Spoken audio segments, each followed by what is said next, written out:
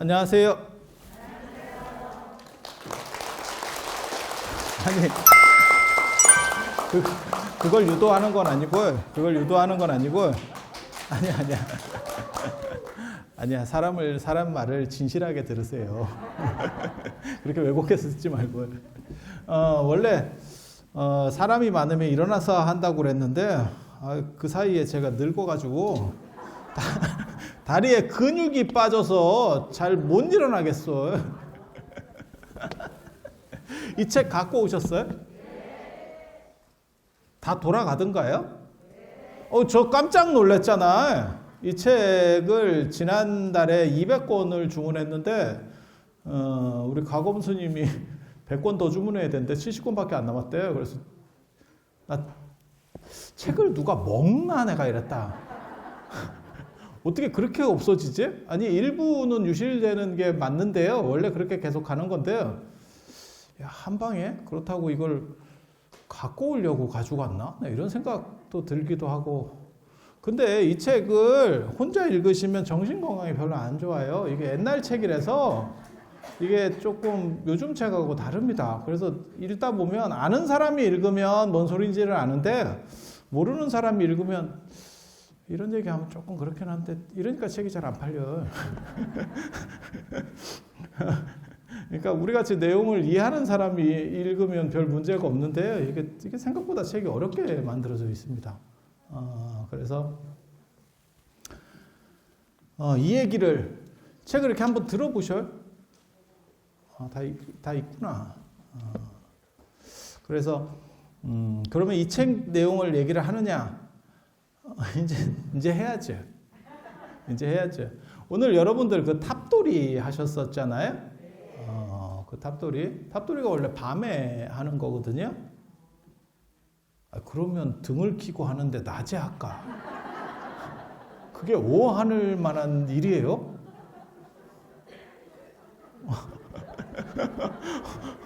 아니 불이 꺼져야 등을 키지. 네, 그래서 원래 이게 밤 행사예요. 밤 행사. 그리고 연등, 우리가 그 부처님 오신 날 키는 연등도 사실은 그게 밤 행사입니다. 그래서 원래 그게 정월 대보름에 4월 초파일 부처님 오신 날 키는 연등이 원래는 정월 대보름에 하던 거예요. 정월 대보름에 벽사놀이 이런 거 하면 불 켜는 거 이런 거를 하거든요. 그래서 쥐불놀이, 뭐 달집 태우기, 요즘은 이제 달집 태우기는 위험하다고 잘 안 하는 경우들이 많은데 그게 잘못해서 이제 사풀 내죠. 아직 그런 얘기 들어보셨잖아요. 저는 진짜 좀 적응이 안 되는 게 맨날 뻔한 얘기를 해도 확 새로 듣는 얘기처럼. 그래서 이게 집 같은 게 이렇게 타다가 넘어가면 그때가 건조할 때잖아요. 그래서 산에도 못 들어가게 하고 뭐 이런 때일걸? 아마 제 생각이 맞을걸요? 그래서 조금만 잘못하면 그게 큰 불로 이어질 때라서 아예 눈이 뭐 쌓여있거나 이럴 때는 괜찮고 그럴 때는 좀 낫고 그 다음에 이제 눈도 제대로 없으면서 건조하고 막 이럴 때 불 한 번 잘못하면 절단이 나니까 그래서 그러는데 그래서 아무튼 뭐 예전에는 달집도 태우고 쥐불놀이도 하고 뭐 이렇게 그래서 벽사의 휘날레가 원래 정월 대보름이에요. 그래서 정월 대보름에 등을 환하게 밝혀서 모든 삿된 것들을 다 쫓아낸다. 나중에는 이제 폭죽 같은 걸 터뜨리고 이렇게도 하는데 이게 폭죽이 좀 비싸요. 화약 이제 요즘하고 다르니까 옛날 얘기를 지금 하는 거니까 그래서 그렇게 되는 거고 그래서 그때 다 밤에 하는 거예요. 밤에 하는 거고 원래 탑돌이 원래 이름이 복회라고 해요. 복을 모은다. 그래서 여러분들이 그 뺑뺑이를 돌면서 복을 모으는 거예요. 복의 에너지를 끌어모으는. 그래서 원래는 한 108번 돌아야 되는데 108번을 탑돌이 노래 보면 108번을 도세 이렇게 돼 있는데 뭐 가검 스님이 그렇게 많이 안 돌더라고. 이게 제가 사진 찍으면서 계속 봤는데 뭐 좀 찍으려고 하니까 끝났어. 그래서 야 이거 복이 조금 쌓이려다가 망한 거 아닌가 이런 생각을, 그래서 한문으로는 복회라고 그렇게 나와요. 그래서 탑돌이와 관련해서 이제 두 가지 기록이 삼국유사에 그 중요한 게 나오는데, 하나는 의상대사가 황복사에서, 그 경주에 있는 절입니다. 나중에 이제 코로나 끝나고 내년쯤 되면 그런 경주 같은 데를 가보세요. 이게 현장에 가서 그러한 사실들을 이렇게 접하면 또 새롭다고. 새롭다고. 그래서 경주 황복사, 그 의상대사가 출가한 사찰인데, 예. 경주에서 제일 중요한 절이 7군데가 있고, 그게 전부시대 실처가람지라고 하는 데고, 또 최고급 사찰에는 황자가 들어가요. 그래서 황룡사, 분황사, 그 다음에 지금 말하는 황복사, 그리고 어딘지 알 수 없는 황성사, 황성사라는 절이 있어요. 그게 성인 성자를 씁니다. 그래서 황제와 성인 이렇게 뭐 이렇게 되는 건데, 여러분 황성하면 떠오르는 거 있잖아. 이미자의 황성예토. 월색만 고요해. 그죠? 다 기억하시죠? 아니, 저는 이미자 세대가 아니에요. 제가 여러분들에게 맞추려고 언제나 이렇게 옛날 얘기를 해서 그렇지, 저는 90년대생이라니까요. 그래서 그때 황성이라고 하는 거는 황궁 이런 뜻에서 황성. 그래서 이제 한자가 다른 거예요. 예. 그래서 그 황성사는 지금 어디 있는지 모르겠고, 그래서 그 황복사, 황룡사하고 얼마 안 떨어져 있어요. 거기 이제 탑이 있었는데, 나중에 의상대사가 그 탑을 이렇게 하늘을 떠서 돌았다라고 하는, 제가 전에 이 신묘장구대단에서 잠깐 얘기해 준 적이 있어요. 그때 얘기를 했기 때문에 오늘은 그냥 그것까지만 얘기하고 넘어갈 거예요. 그래서 그렇게 하늘을 떠서 돌았던 탑이 지금 있다고 사람들이 생각하는데, 저는 그 탑이 아닌 것 같아요. 지금 이제 황복사지에 가면 그 탑이 있어요. 그 탑이 있긴 한데, 저는 그 탑은 뭐 하늘에 떠서 돌 정도로 그렇게 안 커요. 삼척을 떠서 돌려면 약 한 90cm에서 1m 정도 떠서 돌았다는 얘기인데, 그러면 탑하고 잘 안 맞습니다. 그래서 아마 거기를 발굴하면 예전에 전탑, 좀 큰, 전탑이 아니고 목탑이 있었을 거다. 나무로 이렇게 만든 황룡사탑 같은 그런 탑이 있었을 거다. 그래서 떠서 돌았다고 하는 게 아마 그런 의미일 거다. 이런 돌탑은 떠서 돌아봐야 이게 별게 없습니다. 그리고 신라 시대의 탑들은 신라탑이라고 하는 게 뭐냐면 3층 탑이에요. 지금 여기 월정사에 있는 여러분이 아까 도신 그 8각 9층 석탑은 그건 고구려식입니다. 고구려식 탑이에요.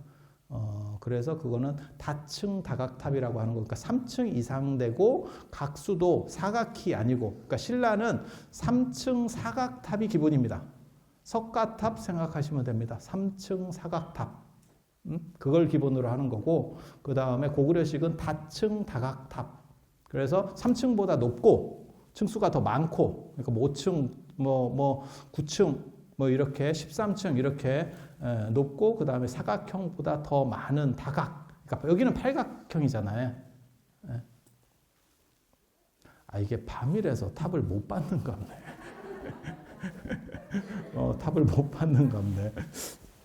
그래서 그렇게 되는 거고, 이 탑이 굉장히 중요한 탑입니다.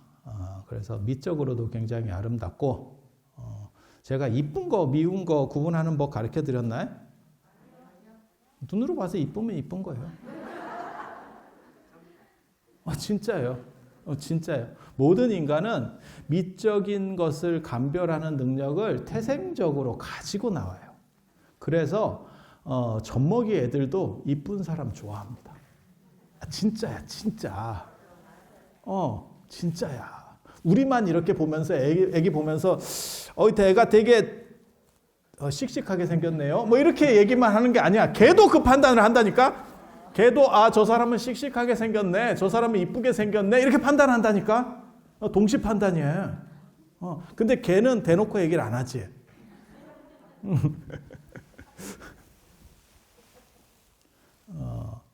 그래서 그런 부분들이 있고, 그래서 뭐가 있냐면 그냥 물건도 마찬가지예요. 딱 봤을 때 이쁜 게, 디자인이라고 하는 거는 원래는 비율을 얘기하는 거고, 그 다음에 이쁘다고 하는 거는 그 디자인에서 비율이 굉장히 잘 맞은 거예요.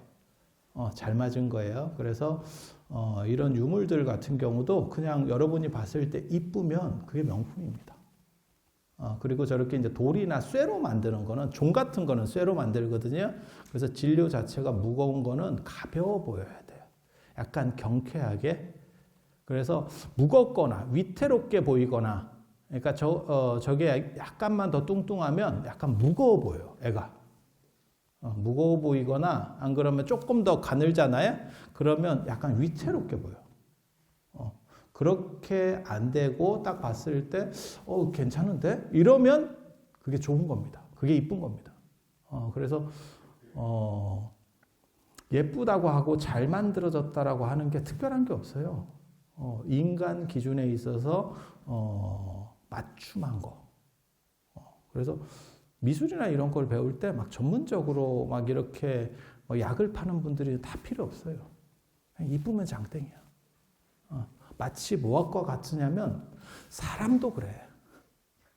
그냥 이쁘면 장땡이야. 다 필요 없어. 다 필요 없어. 필요 없어. 세상이 그런 것 같아. 이쁘고 잘생긴 게 그냥 먹어줘.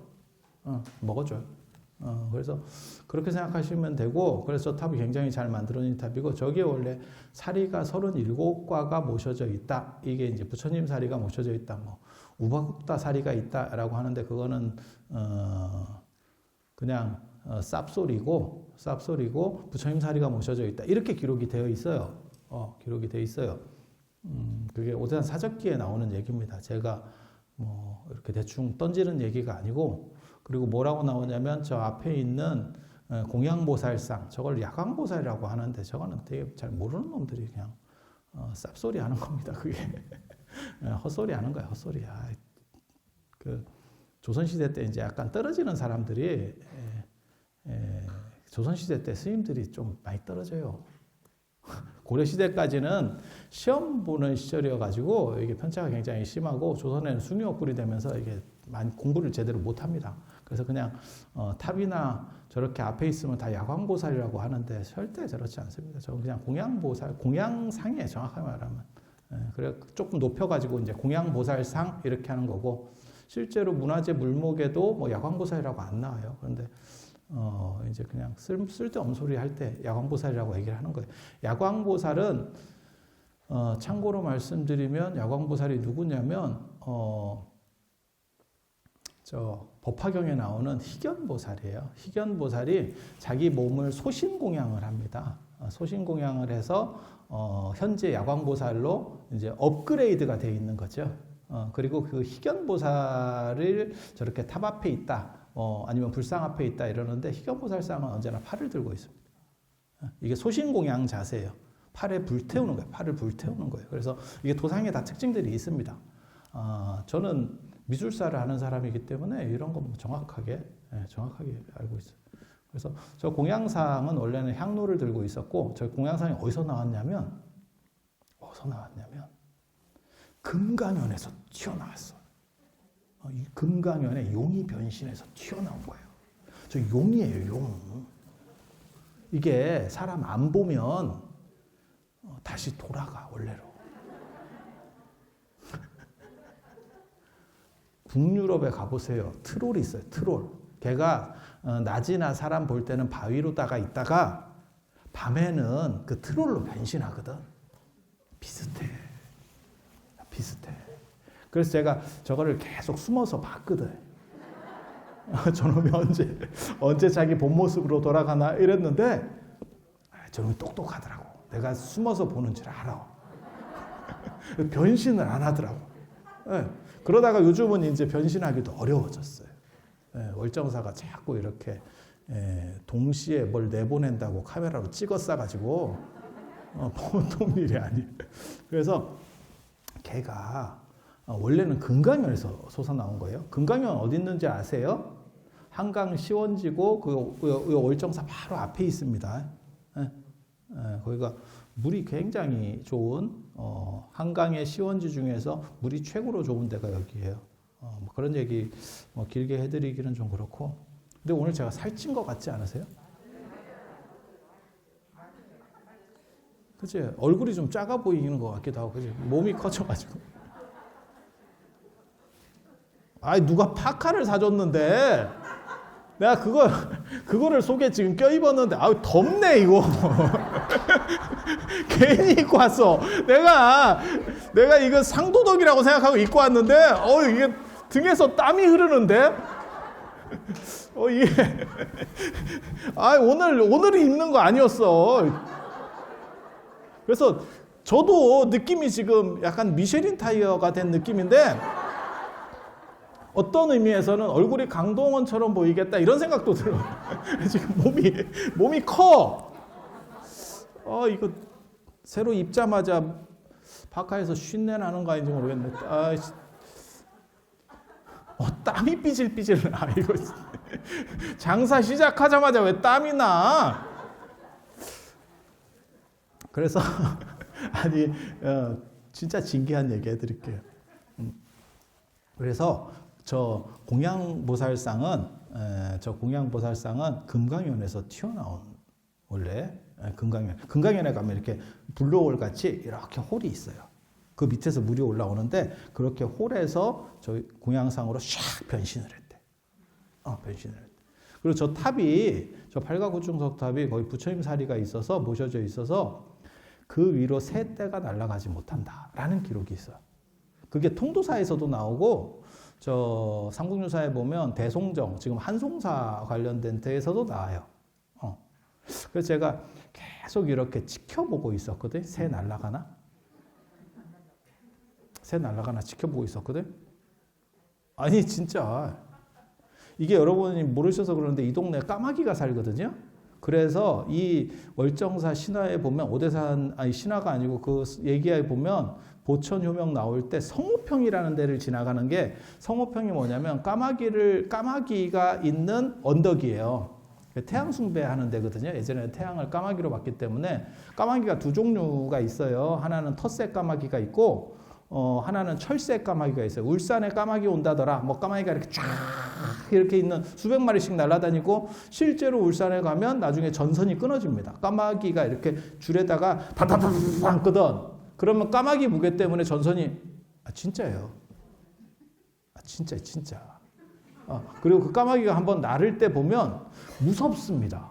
예전에 제가 어렸을 때 본 영화 중에 새라는 영화가 있었는데 진짜 그거 같이 막 공포스러워. 이게 약간 어두워집니다, 하늘이.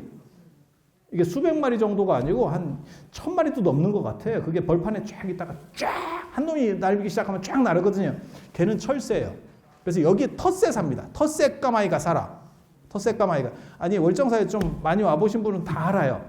그리고 이런 새들의 특징상 용마루 같은 데 앉아 있어요.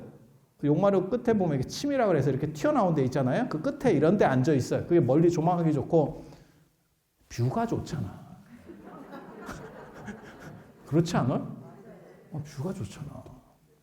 그러니까 그런 거 좋아하는 애들이 특성상 탑꼭대기에도 앉을 것 같거든? 저도 이렇게 보다 보면 저 지붕 위에 이렇게 맨 끝에 이렇게 새가 앉아 있으면 저도 그런 거 사진을 찍어서 제가 밴드에도 올리고 이렇게 하거든요. 그게 멋있어요. 까마귀가 이렇게 앉아 있으면. 그리고 까마귀 머리 진짜 좋습니다. 까마귀, 개, 돌고래 거의 같은 정도 지능이라고 보시면 돼요. 되게 머리 좋아요. 그래서 제가 그런 얘기 안 해드렸나? 예전에 그 까치가 울면 반가운 손님이 온다 이런 얘기 있잖아요. 들어봤죠? 그게 왜 그러냐면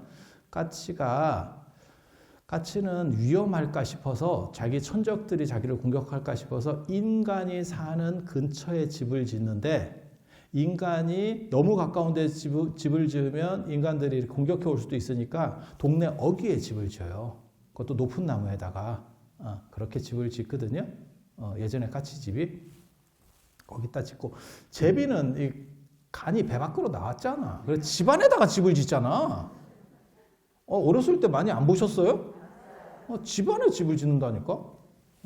그러다가 뭐 처먹으려고 그 새가 갖다 주면 어미가 갖다 주면 막 이렇게 기 나오다가 떨어지고 그게 흥부전의 시작이잖아. 그걸 모르는 사람은, 그걸 안 본 사람은 왜 새가 떨어져서 다리가 부러졌지? 이렇게 생각할지 모르지만, 그걸 이렇게 보고 있으면, 야, 저러다가 쟤 떨어질 것 같은데? 이 생각이 들고, 실제로 예전에는 제비를 좀 길상으로 봤기 때문에 시골에 가면 집을 지어도 냅뒀었어요. 그랬잖아요. 그래서 그런 거를 이렇게 보고 있으면 실제로 떨어져서 죽는 경우도 제가 봤었거든요. 저도 시골에 이렇게 가서, 저는 이게 도시 사람이라서 그런 거 보면 또 굉장히 신기했어요. 그래서 그걸 막 관찰하고 있거든요.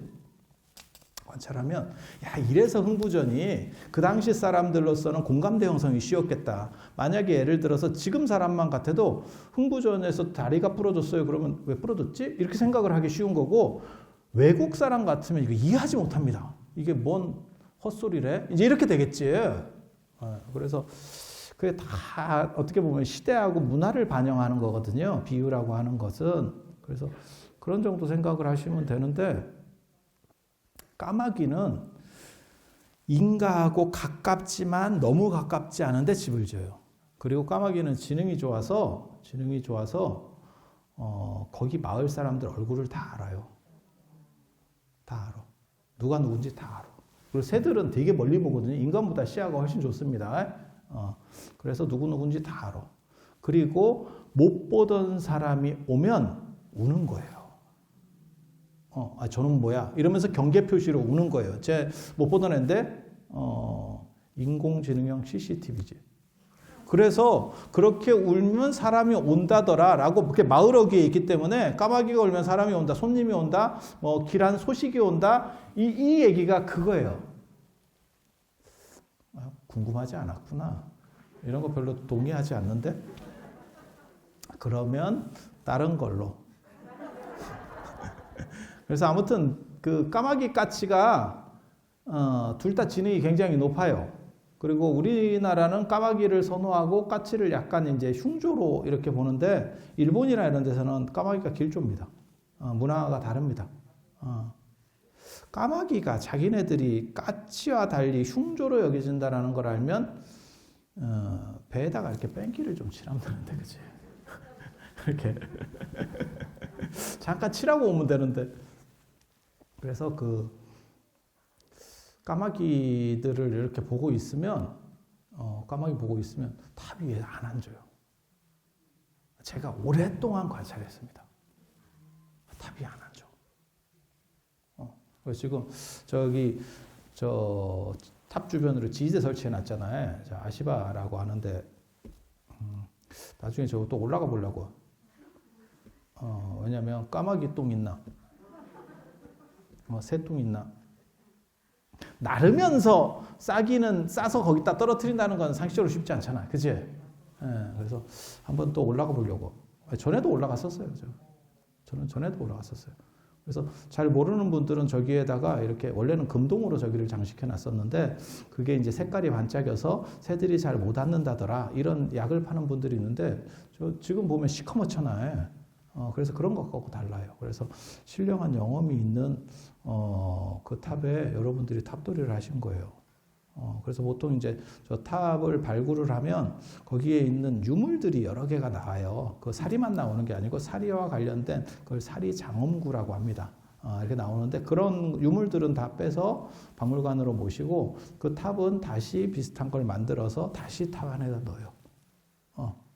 저번에 경주 그 불국사의 석가탑도 내나 마찬가지였죠. 그렇게 해서 유물 같은 건 빼고 다시 사리는 다시 넣는 거예요. 그래서 여러분들이 이 탑을 오늘 도우신 게 굉장히 복을 많이 지으시는 거예요. 그래서 복회라고, 복을 모은다, 복이 모인다, 이렇게. 탑돌이의 원래 이름이, 옛날 이름이 복회. 그래서 그렇게 생각을 하시면 되고, 가장 유명한 탑돌이 이야기는 사실은 김현감호조라는 데 나옵니다. 김현이라고 하는 사람이 호랑이랑 얼레리 꼴레리 했대요. 이게 김현감호조의 내용이거든요. 굉장히 재밌습니다. 원성왕 때, 원성왕이라고 들어보셨어요? 원성왕? 못 들어보셨어요? 원성왕릉이 굉장히 유명한데, 원성왕릉이 원성왕릉이라고 추정되는 데가 경주 괴릉. 경주의 괴릉이라고 경주 왕릉 중에서 제일 유명한 데 중에 하나인데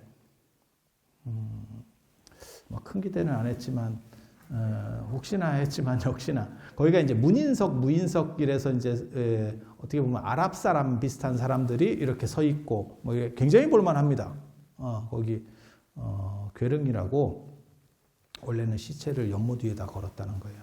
그 굉장히 옛날 장례 방식이거든요. 옛날 장례 방식. 그래서 시체를 연못 같은 데 위에다 이렇게 걸어놓고 3년 지나면 뼈만 추려가지고 그걸 뼈를 다시 추려서 이렇게 장례를 지내는 그래서 그 가묘를 쓰고 이게 옛날 방식입니다. 그러한 방식들이 이제 골호라고 하는 게 나와요. 그 뼈 담는 항아리 뭐 이런 것들이 있는데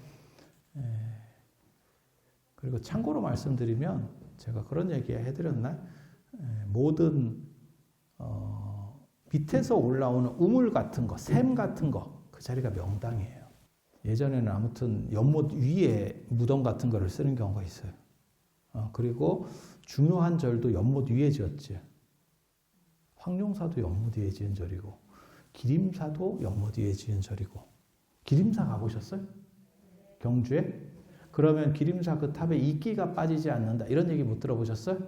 그게 연못 위에 그 탑이 올려져 앉아 있어서 밑에서 습기가 계속 올라와서 연못 그 탑에는 이끼가 안 떨어진다. 딱히 잘 모르시는구나. 나중에 내년에 좀 날 따셔지면 경주를 한번 가세요.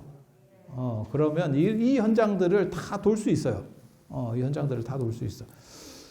그래서 그 기림사도 그렇고 또 어떤 절도 그러냐면 미륵사도 연못 위에 지은 절이에요. 미륵사도 연못 위에 지은 통도사도 연못 위에 지은 절입니다. 통도사도. 그래서 거기 구룡지 뭐 있잖아요. 거기 금강계단 바로 옆에 연못 있죠. 거기 원래 그게 영축산이 아니고 축서산이에요. 축서산. 그런데 거기 이제 용이 9마리 있다가 한 마리에만 남고 좀 메롱인 애들은 다 쫓겨나고 거기 한 마리만 이렇게. 그래서 거기 연못 위에. 그런 게 있어. 신기한 게 있어. 그런 얘기 해드리면 재미는 있는데. 아령부인도 내놓고 오잖아요. 그래서 아령정 몰라요? 나정, 아령정 다 연못이에요. 그게 박격것의 그 다음에 박격것의 마누라가 아령이잖아요. 다 연못이에요. 그 담엄사지 안에 그 아령정이 있어. 실제로 있어. 그리고 박격거세랑 관련된 그 나정은 이게 발굴이 다 돼가지고 팔각형 우물이 다 나왔죠. 이렇게 건축 구조가 있어. 그거 다 있어요. 그 옆에 이제 창림사지 터가 있고. 그게 처음으로 신라 왕궁이었던 데거든요. 그 요즘 발굴 다 끝나가서 좀 괜찮게 해놨을 거예요. 아무튼 그렇다 치고 청경님 흥륜사라는 절이 있습니다. 흥륜사. 그 원성왕. 맞다. 원성왕 얘기 좀 마저 해드려야겠다. 그 원성왕이 지금 여기 상원사 지은 임금이 누구냐면 성덕왕이에요. 성덕대왕 신종할 때 그 성덕왕. 이제 효명이라고 하는 사람이 성덕왕이 되고 신문왕 둘째 아들인데 그렇게 되고 그 손자가 되면 손자가 누구냐면 해공왕이에요. 해공왕도 굉장히 유명합니다. 8살에 왕이 됐는데 겉에는 남자인데 달고 나왔는데 아내는 없어. 이게 참 아이러니한 얘기예요. 그런 얘기 들어보셨어요? 그거 잘 모르시는구나. 예전에 그 전우치 영화 보셨어요? 강동원 나오는? 거기 보면 표훈대사라고 나옵니다. 표훈대사가 의상대사의 10대 제자 중에 한 명이에요. 표훈대사가. 그 양반이 하늘에 왔다 갔다 하거든요.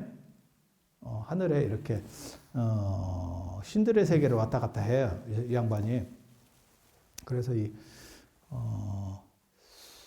왔다 갔다 하는데 그 해공왕 아버지가 아들이 없어요. 아들이 없어. 그렇게 해서 그걸 좀 아들을 하나만 해달라고 이제 얘기를 하늘에 있는 제석천에게 가서 얘기를, 그 석재환인 나오는 그 제석천이에요. 당군신화에 보면 석재환인 이렇게 나오는, 그래서 그걸 좀 얘기 좀 해달라고 이렇게 했더니 가서 얘기를 했더니 딸은 있는데 아들이 없대.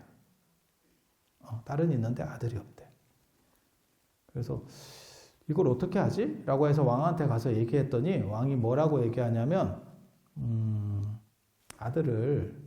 나는 아들을 원하니까 딸을 조금만, 그 재료비 얼마 안 들잖아요.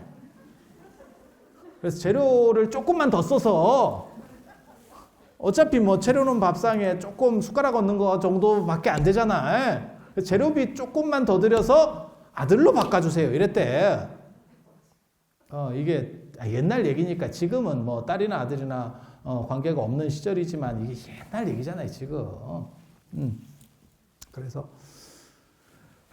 그 얘기를 표운 스님이 가서 하니까 제석천이 뭐라고 얘기하냐면 아들로 바꿀 수는 있는데 내가 재료비 조금 더 들여서 바꿔줄 테니까 업그레이드를 해주겠는데 그 대신에 나라가 혼란스럽고 나라가 기울 것이다.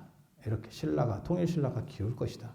이랬는데 아버지 욕심에 아들을 두고 싶어서 나라가 혼란스러워도 좋으니까 그때까지만 해도 통일신라가 잘 될 때입니다. 잘 될 때입니다. 그러니까 이제 위험해진다는 생각을 안 했어요. 그렇게 해서 조금 아들로 바꿔줬으면 좋겠습니다. 이렇게 얘기를 했대요. 그랬더니 그러면 내가 아들로 바꿔주는데 대사가 자꾸 와서 잔소리를 하니까 앞으로는 못 오게 막겠습니다. 이렇게. 그래서 이제 표운 스님이 더 이상 이제 하늘로도 못 가고 이게 되게 재밌어요. 그리고 나보니까 아들이 됐대.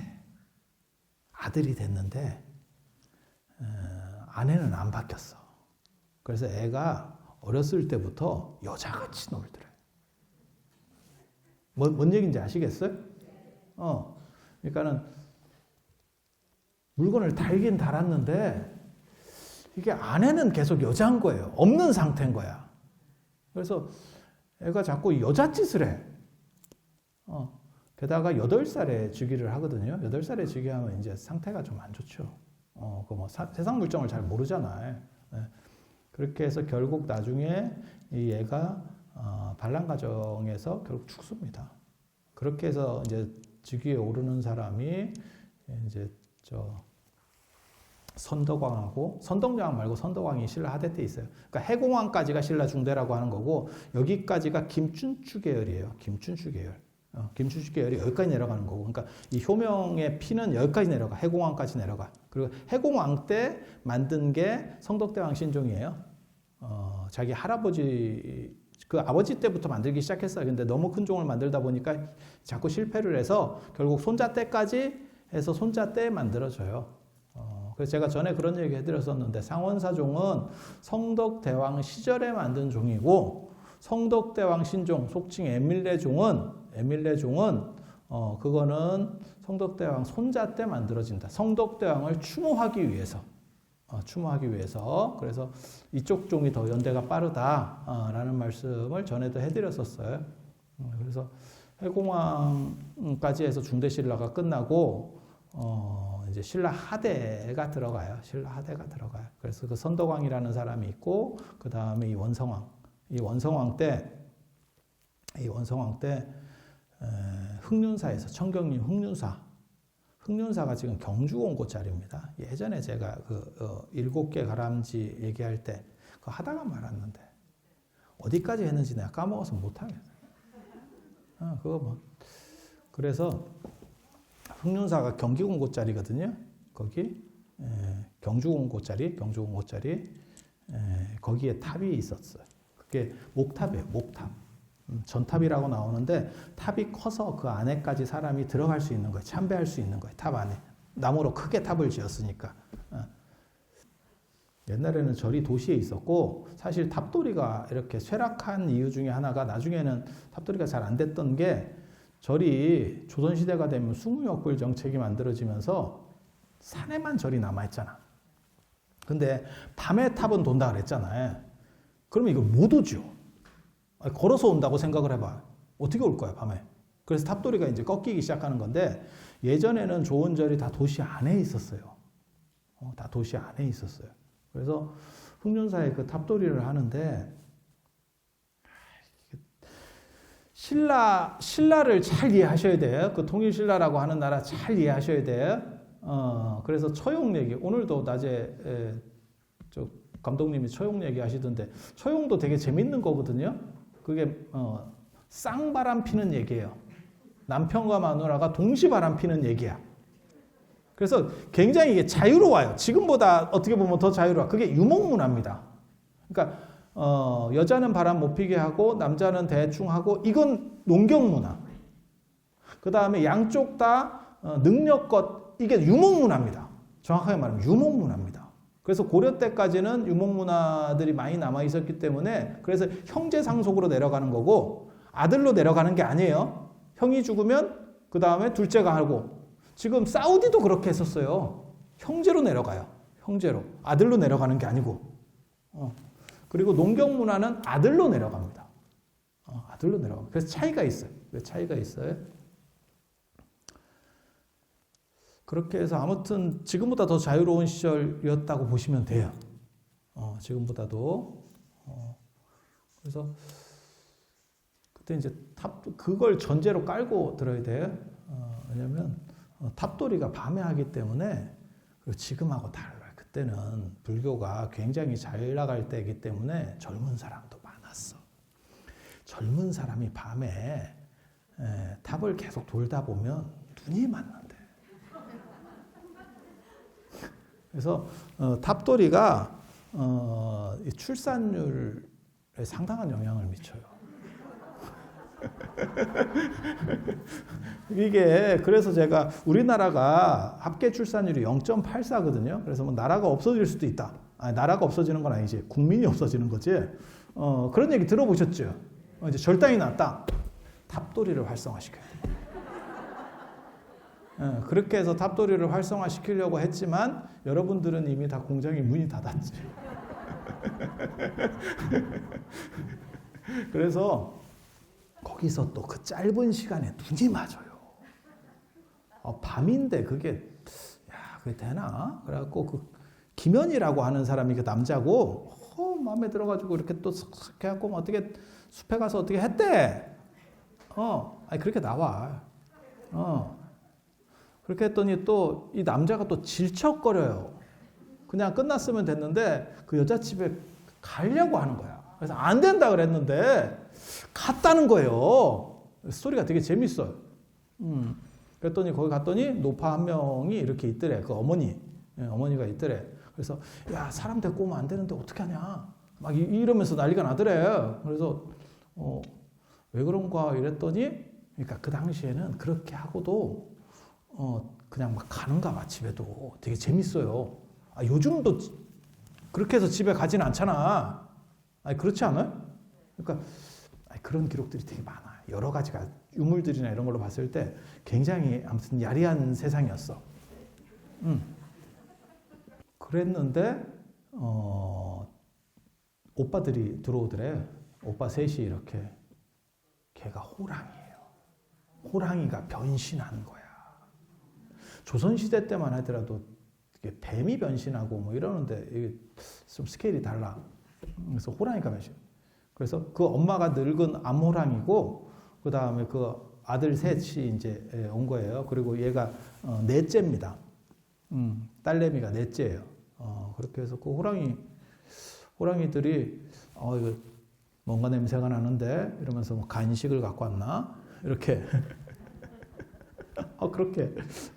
그렇게 오늘 뭐 출출한데 잘 됐어 뭐 이렇게 하니까 걔 이제 남자애는 숨었는데 수무라케 숨었는데, 그랬더니 하늘에서 소리가 났대. 하늘에서 이렇게 무슨 소리가 났냐면, 너네가 나쁜 일을 하도 많이 해서 한 놈을 조지겠다. 너네 중에 한 놈을 조지겠다. 이렇게. 이런 소리가 어디서 났어요? 이런 거 물어보지 마. 그냥 옛날 얘기는 얘기로 들어. 얘기로 들어. 그랬대. 그랬대. 그랬더니 이 호랑이들이 이제 쫄인 거지. 야, 우리 중에 하나 절단 나겠다. 그랬더니 이 딸내미가 이 암호랑이가 내가 오빠들 대신에 죽을 테니까 이 남자를 살려줘라. 이 남자를 살려줘라. 이렇게 했대. 그래서 딜을 했대. 그래서 그 남자를 살려주는 걸로 하고 뭐 간식 한 번 안 먹는다고 지금 생명을 살려주는데 할만하지 뭐. 그죠? 그렇게 하고 그 여자가 뭐라고 얘기하냐면 이 김현한테 뭐라고 얘기하냐면 내일 내가 난동을 피울 테니까 저작거리에 나가서 난동을 피울 테니까 아무도 나를 제압할 수 없을 거다. 그때 네가 자청해서 나서서 나를 죽인다고 해라. 죽인다고 해라. 그러면 네가 국가로부터 인정받아서 벼슬을 얻게 될 거다. 이렇게. 그렇게 해서 난동을 부리기 시작하고 그게 이제 경주 시내에서 난동이 벌어지니까 난리가 나서 임금이 관작을 주겠다. 저걸 해결만 하면 벼슬을 주겠다. 라는 게 떨어졌다는 거예요. 그렇게 해서 이제 이 김현이 가니까 그 호랑이가 이렇게 따라오라고 그래서 숲에 가서 이렇게 끝나는 것도 참 인연이고 내가 당신을 위해서 이렇게 좀 야리한 얘기가 나옵니다. 하루라도 이렇게 해서 난 당신 같은 사람을 만난 걸 참 행운이라고 생각한다. 뭐 이런 얘기를 하면서 김연 칼을 뽑아서 스스로 목을 잘랐대. 이렇게 끊었대. 이렇게 죽고 이제 김연이 자기가 잡은 것처럼 이제 쇼를 하는 거죠. 그렇게 해서 벼슬을 얻게 되고 그 벼슬로 인해서 이 양반이 잘 살게 된 거예요. 그리고 이 호랑이 때문에 자기가 팔자가 폈다 이렇게 해서 호랑이의 원차를 지어줘요. 그러니까 이게 얘기가 되게 재밌어. 왜냐하면 역사하고 신화, 어떻게 보면 전설하고 막 섞여 들어갑니다. 그렇게 해서 경주에 세운 절이 호원사예요. 그래서 호랑이의 명복을 비는 절을 하나 만들어줘. 절을 하나 만들어줘. 그리고 죽을 때까지 얘기를 안 하다가 죽기 전에 그 글을 썼대. 내가 원래는 이렇게 해서 이렇게 된 거예요. 그게 호원사의 사찰 연기예요. 호원사가 왜 만들어졌는지. 그래서 이게 되게 재밌는 게, 야, 탑돌이 하다가 이게 눈 맞는 일이 생각보다 많았구나. 뭐하고 똑같은 거냐면, 아까 제가 그런 얘기 해드렸잖아요. 흥부전 같은 게 왜 그 당시 사람들에게 공감대가 쉽게, 제비 다리 부러진다는 게 왜 공감대가 쉽게 먹어줄 수 있는가. 그거는 옛날 사람들이 제비가 그렇게 처마 밑에 집 짓고 까불락거리다가 떨어져서 다리 부러지는 걸 본 거야. 그때 다리만 부러지면 다행이고 목으로 떨어지면 그냥 죽어요. 죽어. 그래서 그런 상황들이 연출되고 있었던 거죠. 그래서 이런 호원사 이야기도 먹힐 수 있는 게 탑돌이 하다가 뭐 이렇게 좀 눈 맞는 일이 있었구나. 라는. 그래서 이게 복을 짓는 게 그 복만 있는 게 아니고 결혼복도 있는 것 같다. 네, 이런 생각을 해요. 그러니까 탑돌이를 많이 하면 결혼할 수 있지 않을까? 여러분 아시는지 모르겠는데 우리나라 사람들의 지금 20대 미혼율이 80%고 30대 미혼율이 50%예요. 아무도 안 놀래네. 여러분이 아마 여기 연세가 어느 정도 되신 분들은 20대 중반이 넘어가면 그 당시에 노처녀라 그랬었어요. 노처녀 기준이 28 정도 되면 고급 노처녀예요. 진짜라니까? 그랬잖아요. 그래서 밀려서 가고 그랬었어요. 밑에서 이렇게 가야 되지 않겠니? 그러면 해야 되나 어쩌야 되나 이렇게 해서 간 분들이 지금 여기 있다니까. 그때 잘 걸린 분은 좀 팔자가 핏고 그때 잘못 걸렸으면 에라이 이제 이렇게 되는 거고. 그렇게 거의 뭐 조금 지금 생각하면 조금 특이하지. 그렇게 된 거고. 그런데 지금은 30대도 절반이 결혼을 뭐 남자고 여자고 다 안 하고 있는 거예요. 그래서 야, 이거 탑돌이를 하면 결혼을 할 수 있지 않을까? 뭐 그런 생각도 들었어요. 아니, 저는 탑돌이가 굉장히 중요하다고 생각하는 사람 중에 하나예요. 지금 뭐 유네스코 무형문화재에 연등회를 넣었어요. 뭐 이러는데 저는 연등회보다 탑돌이가 훨씬 중요하다고 생각하는 사람이거든요. 이유가 뭐냐면 연등회는 그거 한번 하려고 진짜 조계종에서 돈 많이 들인다. 각 절마다 그거 준비하고 거기 참석하는 사람들, 참석하는 절들은요 고생 되게 많이 합니다. 근데 탑돌이는 별게 없어요. 이렇게 준비도 쉽고, 그리고 어떤 절에서든지 대부분 좀 어느 정도 규모가 되는 절에는 탑이 있거든요. 그래서 그것만 매뉴얼로 잘 해서 이렇게 만들면 어느 절에서든지 다 할 수 있는, 그리고 제가 이제 개인적으로는 별 볼 일 없다고 생각하는 것 중에 하나가 뭐냐면 영산제. 그것도 내나 유네스코 무형유산에 들어가 있는데 영산제, 그 다음에 수륙제도 별로라고 생각하거든요. 그건 여러분 가보시면 알아. 한번 참석을 해보시면 알아. 스님 뒤통수를 한 4시간 동안 보고 있어야 돼요. 뭘 하는지 몰라. 그냥 얼굴에 버섯만 생겨. 우리 같은 경우는 머리에도 생겨. 야, 이게 무슨 뭐 버섯 쟁취전인가? 그냥 스님들끼리 그냥 앉아가지고 오 하고 있어. 그게 다예요. 그런데 탑돌이나 사실은 연등회나 이런 거는 그거보다 훨씬 낫죠. 왜냐하면 누구든지 그냥 여기 관광객이 와도 그냥 등 하나만 들어주면 다 연결해서 갈 수 있는 거예요. 그래서 이런 거야말로 굉장히 중요한 문화다. 그래서 외연이 얼마나 넓으냐, 그러니까 보존할 가치가 있느냐도 중요하지만 외연이 얼마나 넓으냐도 굉장히 중요해요. 그래서 연등회 같은 경우는 상대적으로 사람 동참이 상대적으로 쉽고, 저 영산제나 수륙제 같은 경우는 사실은 좀 어려워요. 물론 밤에 이런 때 연등회 하기도 쉬운 건 아니지. 그래서 오늘 이제 조금 약간 얍삽하게 이렇게 사람 올 때 했잖아. 자신 있었으면 오늘 안 하겠지. 그래서 조금 땡겨서 할까? 뭐 그런 생각이 분명히 있었을 거예요. 제가 안 봐도 알만한 얘기죠. 그래서 여러분들이 이 탑돌이라고 하는 거를 여러분 오늘 동참하신 게 참 그게 복을 모으는 그런 행동이었다라는 걸 기본적으로 이해하시고, 자, 이제 책을 한번 보세요. 뽀사시하게.